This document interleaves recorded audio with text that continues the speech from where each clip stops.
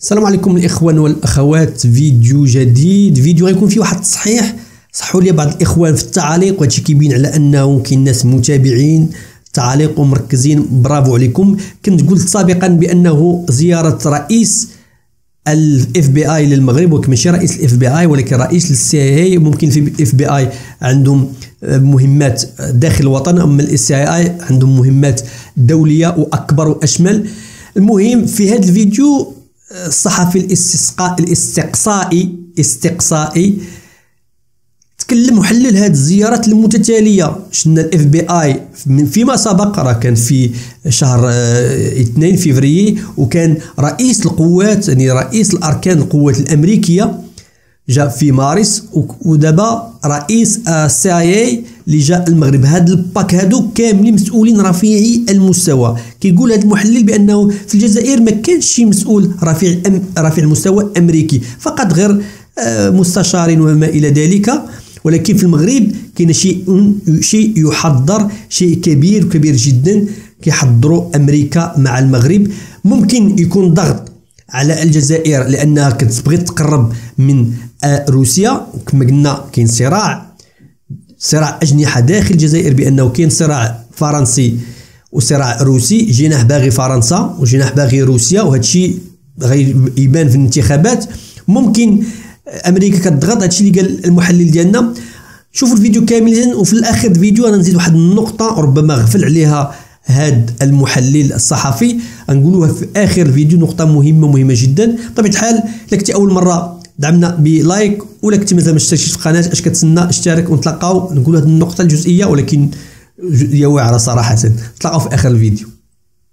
Sur la scène géopolitique mondiale, et les rapports de force dans la région sont en train de changer, et la région est en train de connaître, vous savez, à cause du conflit algéro-marocain, des tensions assez impressionnantes, des tensions vraiment très violentes. Khinel Bala a les accusations graves lancées par Abdel Majid Tebboune contre le Maroc.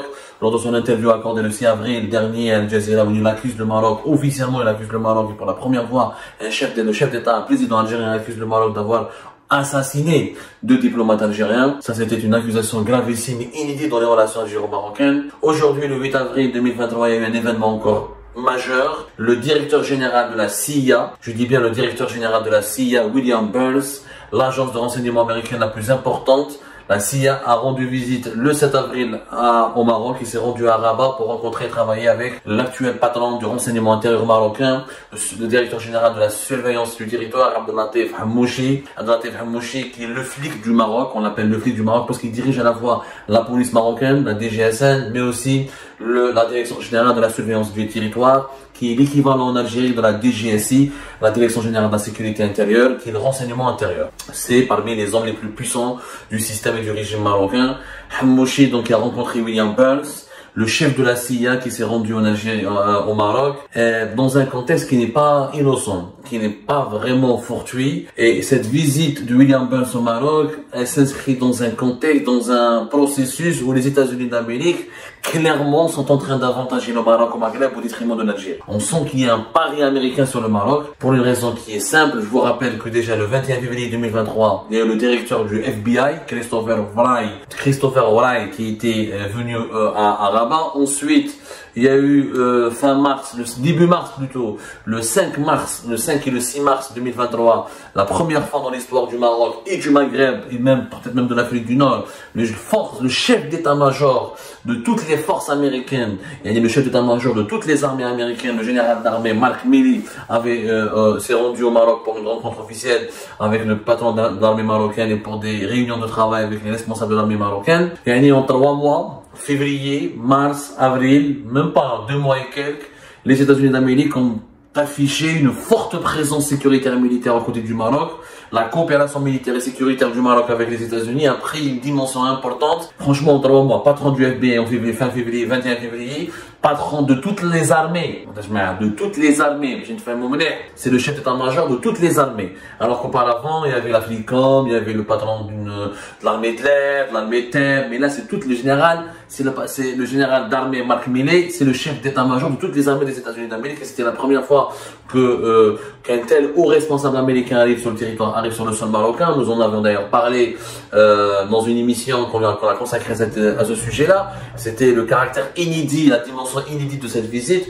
Maintenant, le chef de la CIA, le chef de la CIA, il s'était déjà rendu au Maroc, quand même, mais ça fait quand même 3 ou 4 ans qu'on n'a pas assisté à, je crois, d'après mes informations, la première vérification, ça fait 3 ou 4 ans que le premier responsable de la CIA ne s'est pas rendu à Rabat. L'actuel patron de la CIA est un homme très intéressant, William Burns, qui connaît bien, aussi bien le Maroc que l'Algérie. William Burns, il était diplomate, il a fait toute sa carrière dans le département d'État. Le département d'État aux États-Unis, c'est l'équivalent du ministère des Affaires étrangères. En Algérie ou là en France. C'est ça, aux États-Unis, on appelle ça le département d'État. William Burns, il était donc l'ambassadeur des États-Unis en Jordanie de 1998 à 2001. Il était l'ambassadeur des États-Unis en Russie de 2005 à 2018. Il était ensuite sous-secrétaire d'État au niveau du département d'État. Il avait connu l'Algérie, il a travaillé au département d'État jusqu'à 2014, où il a occupé plusieurs fonctions. Lorsqu'il était secrétaire d'État adjoint au chargé des affaires du Proche-Orient de l'Afrique du Nord, il était venu en Algérie en 2011, il était revenu en Algérie ensuite en 2012. Il était venu aussi en Algérie, je crois, en 2006. Donc, il connaît très très bien l'Algérie, d'une connaissance assez pointue. Sa dernière visite de l'Algérie, c'était en 2012, à l'époque du régime Bouteflika. Justement, il est venu d'ailleurs parler en 2012 du dossier malien, où les États-Unis d'Amérique ont beaucoup travaillé à l'époque avec l'Algérie concernant le dossier malien. Il avait rencontré Abdelaziz Bouteflika le 6 décembre 2012. Oui. À l'époque, il était chargé des affaires du Moyen-Orient et à l'époque, il était secrétaire d'État adjoint.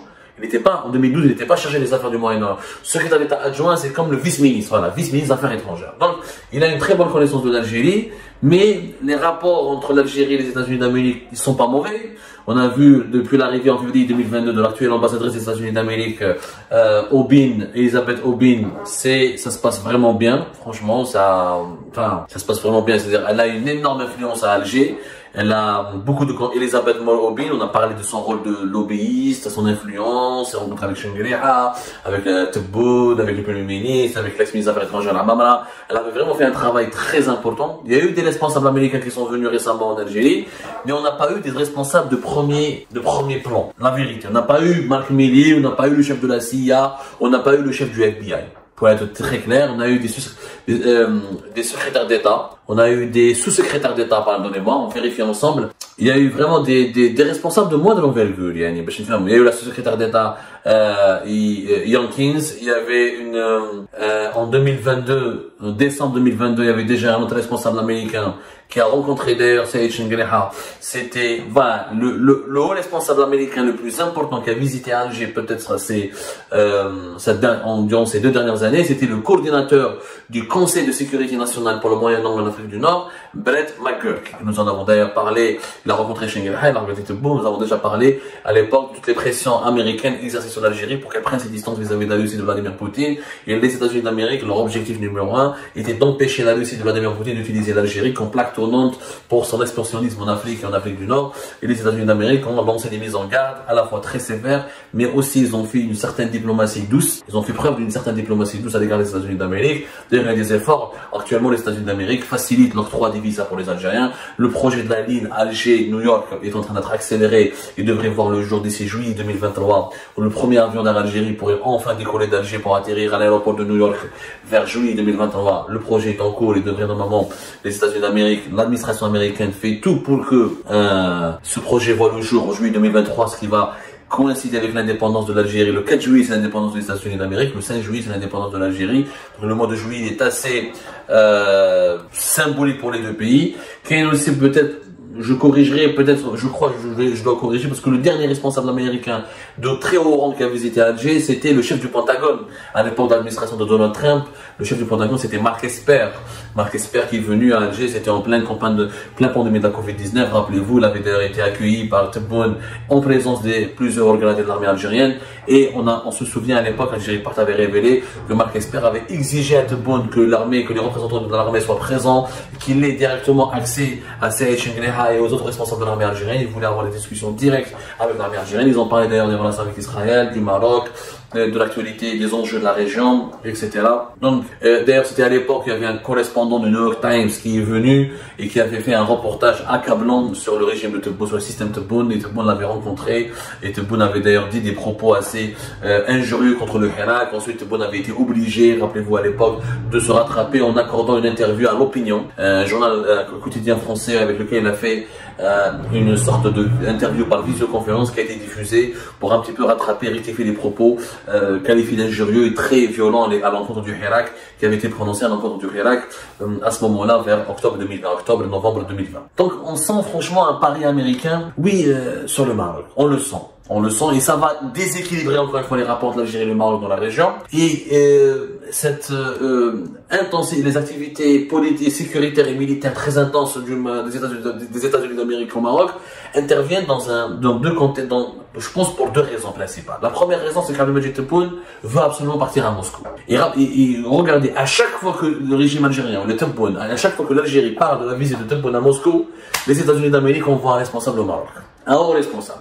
Comme si les États-Unis d'Amérique sont en train de dire, attention, on vous a averti. Si vous choisissez le camp de la Russie, si vous faites des contrats militaires avec la Russie, d'ailleurs, la visite de Tebboune à Moscou a été reportée à maintes reprises durant l'année 2022 suite aux pressions américaines. Et les gros contrats d'armement qui devaient être conclus, et le nouveau partenariat stratégique, le fameux nouveau partenariat stratégique que devait signer l'Algérie avec la Russie a été gelé et reporté à maintes reprises en raison des pressions américaines. Mais cette fois-ci en 2023, Abdelmajid Tebboune va à tout prix aller à Moscou et rencontrer Vladimir Poutine. Mais depuis que cette volonté algérienne s'est manifestée, cette volonté algérienne de renouer les contacts avec Vladimir Poutine, d'organiser directement une visite d'État importante d'Abdelmajid Tebboune à Moscou, s'est manifestée une nouvelle fois. Donc cette volonté-là s'est manifestée une nouvelle fois. Et ben, le Maroc et les États-Unis d'Amérique ont décidé directement de s'impliquer encore plus fortement au Maroc, comme s'ils voulaient envoyer un message très clair aux Algériens. Ne croyez pas qu'on va vous laisser, ne croyez pas que le rapprochement avec Moscou, avec Vladimir Poutine, va nous rassurer, va nous faire plaisir. Nous aussi, on est capable de se rapprocher de votre ennemi juré qui est le Maroc. Nous aussi, on est prêt à établir des partenariats militaires et sécuritaires importants qui pourraient nuire directement à vos intérêts. Ça se sent. C'est un message direct. Parce qu'il n'est pas normal qu'en 2 mois, chef du FBI, de la CIA et le chef d'état-major de toutes les armées américaines. C'est vraiment, il y a une mécanique de soutien, une mécanique américaine, pro-marocaine, qui est en train de se mettre en place au moment où les deux pays, l'Algérie et le Maroc, s'entre-déchirent. Et l'Algérie refuse toute médiation. Et à ma connaissance, les États-Unis d'Amérique n'ont pas proposé de médiation. L'Arabie Saoudite a proposé une médiation entre l'Algérie et le Maroc. Le Qatar a proposé une médiation. La Ligue arabe a proposé une médiation. Mais ni les États-Unis d'Amérique ni la France n'ont proposé de médiation. La France ne peut pas proposer de médiation parce qu'elle-même elle a de très mauvaises relations avec le Maroc. Mais les États-Unis d'Amérique, si elles voulaient réellement jouer un rôle de pacificateur dans la région, de jouer le rôle de garant de la sécurité régionale, de l'un des garants, elle aurait pu proposer une médiation à l'Algérie et le Maroc. Elle ne l'a pas faite. On sent que les États-Unis d'Amérique, en tout cas Washington, utilise les tensions algéro-marocaines, le conflit algéro-marocain pour peser dans la région, en choisissant un camp au détriment d'un autre, en menaçant un camp avec l'autre camp. Il y a ce jeu de ces tensions-là pour préserver ses intérêts. Ce qui est vraiment annonciateur d'une tempête géopolitique dans les prochains mois. Parce que si l'Algérie décide de signer ce fameux partenariat stratégique avec la Russie, les États-Unis d'Amérique ne manqueront certainement pas de riposter en offrant au Maroc des armes ou là, en offrant au Maroc des privilèges sur le plan militaire et sécuritaire, ce qui va aggraver la course à l'armement et les tensions algéro-marocaines, puisque en l'absence d'un pacte de non-agression, en l'absence d'un accord de paix, d'une réconciliation définitive, la brèche est toujours ouverte à des hostilités. Donc, c'est les puissances mondiales qui utilisent le Maghreb, encore une fois, pour régler leur compte et pour imposer leur feuille de route. La Russie utilise l'Algérie pour faire chier l'Europe et les États-Unis pour avoir un pied en Afrique du Nord et pour défendre des intérêts. Les États-Unis d'Amérique utilisent le Maroc pour contrecarrer l'expansionnisme russe dans la région et pour contrôler le régime algérien et l'empêcher, donc, et lui faire peur, le terrifier. Et c'est une sorte de menace pour l'Algérie, le régime, une alliance militaire et sécuritaire renforcée entre les États-Unis d'Amérique et le Maroc est une menace directe au moment où il y a des gros différends géopolitiques avec le Maroc. Le deuxième contexte, c'est l'Iran. L'Iran, les États-Unis d'Amérique n'ont pas apprécié la réconciliation entre l'Arabie Saoudite et l'Iran sous l'égide chinois. Les États-Unis d'Amérique savent très bien que le Maroc est un partenaire et le premier maintenant et est devenu depuis 2021 l'allié militaire le plus important dans le monde arabe pour Israël. Donc l'axe Tel Aviv-Rabat vient d'être renforcé par Washington. Donc on voit clairement il y a un axe Tel Aviv-Rabat-Washington qui s'active et pour les Américains, vu que les Saoudiens ont voulu faire pas la paix, parce qu'on l'a déjà expliqué dans une émission précédente. Il n'y a pas eu de réconciliation entre Riyad et Téhéran. Il y a un pacte de non-agression. L'Arabie Saoudite a peur qu'une guerre éclate entre Israël et Téhéran et les États-Unis d'Amérique, et comme elle n'a pas la puissance militaire nécessaire pour contrecarrer l'Iran, qui est beaucoup plus armé, et l'Arabie Saoudite qui s'enlise dans le conflit au Yémen depuis 2014, et qui a perdu réellement plusieurs batailles au Yémen, et dont l'armée n'est pas prête pour une confrontation conventionnelle, ou directe avec les Iraniens en tout cas, l'Arabie Saoudite qui veut se concentrer sur son développement social et économique, a besoin d'un accord de non-agression avec l'Iran. S'il y a une guerre entre l'Iran et Israël, l'Arabie Saoudite s'engage à ne pas se mêler, à ne pas attaquer, à ne pas participer, et l'Iran s'engage à ne pas contre-attaquer et contrecarrer, à ne pas attaquer l'Arabie Saoudite. Ce qui fait que pour l'Arabie Saoudite, quand même, elle sépare un ennemi qui est l'Iran, et l'Iran aussi elle est gagnante parce que s'il y a une guerre contre Israël, elle va se dire, ah, au moins les Saoudiens, je n'aurai pas à me battre aussi avec les Saoudiens, je peux me concentrer sur les Israéliens. Les États-Unis d'Amérique, dans cette équation, ils veulent absolument s'assurer que le Maroc restera fidèle à l'alliance avec Israël. En aucun cas, le Maroc ne va se réconcilier avec l'Iran, c'est impensable. La politique marocaine, elle est anti-iranienne. Est-ce que le rapprochement de l'Algérie avec Moscou, est-ce que les Américains ont des infos que nous n'avons pas encore, qui laisseraient croire que les Algériens veulent se rapprocher des Iraniens? Ça m'étonne pas. Bon, ça m'étonne plutôt, ça m'étonne. Le régime algérien ne va pas faire l'erreur grossière de la connerie absolue de se rapprocher des Iraniens, sachant que les Iraniens, ça sent le fou, ça sent vraiment ça sent les problèmes, quoi. Être l'ami de l'Iran en ce moment, c'est clairement une déclaration de guerre contre les Occidentaux. Et c'est une provocation à l'égard de l'Occident. Déjà, l'Algérie veut maintenir des très bonnes relations, son partenariat militaire avec la Russie. C'est déjà compliqué pour elle de gérer les pressions occidentales dans le dossier russe. Elle ne pourra pas se permettre de subir encore une fois des pressions occidentales dans le dossier iranien. Donc les relations algéro-iraniennes seront superficielles. Elles resteront superficielles, j'en suis sûr. Sauf si des aventuriers vers Alger veulent utiliser la carte iranienne pour provoquer le Maroc, ou là pour essayer de faire du chantage au Maroc et à l'Occident en essayant d'introduire l'Iran dans la région. Mais ce sera un choix suicidaire et je crois, pour le moment, j'ai aucune info, aucune source fiable qui me dit que le régime algérien aura la folie d'utiliser la carte, poussera la folie jusqu'à utiliser la carte iranienne. En tout cas, dans les jours à venir, nous allons avoir pas mal de vérifications à faire et la visite du chef de la CIA à Rabat ne manquera pas de faire réagir et de faire couler beaucoup d'encre à Alger. Le pari américain sur le Maroc va susciter des réactions à Alger.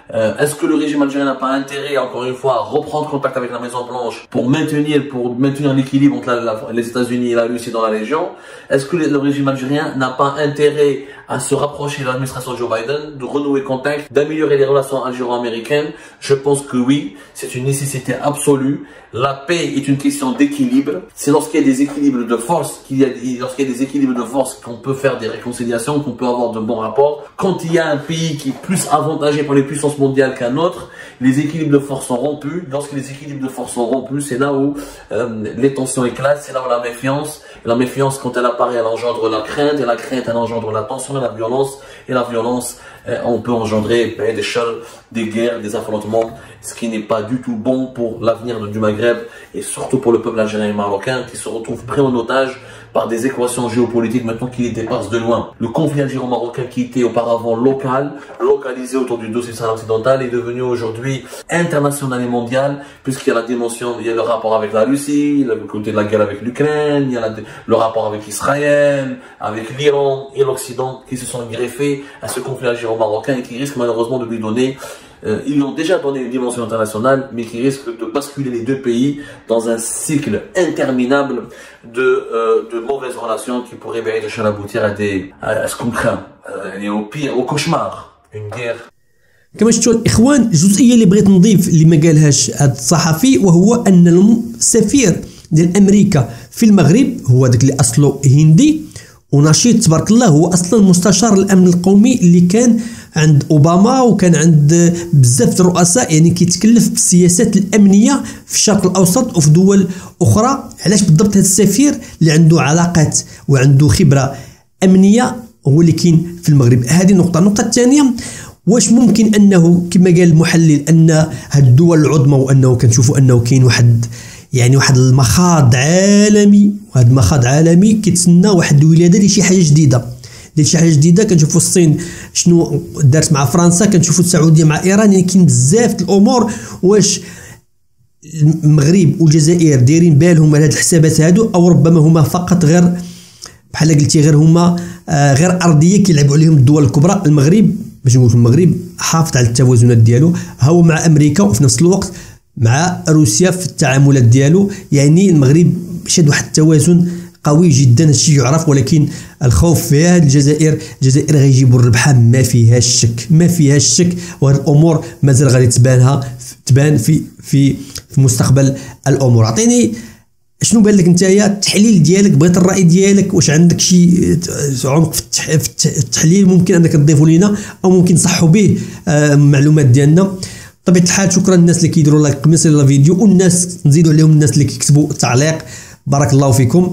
وخلصنا الذباب الالكتروني ماشي مشكل، هذاك غير خليهم. والى اللقاء في فيديو اخر ان شاء الله. تهلاو.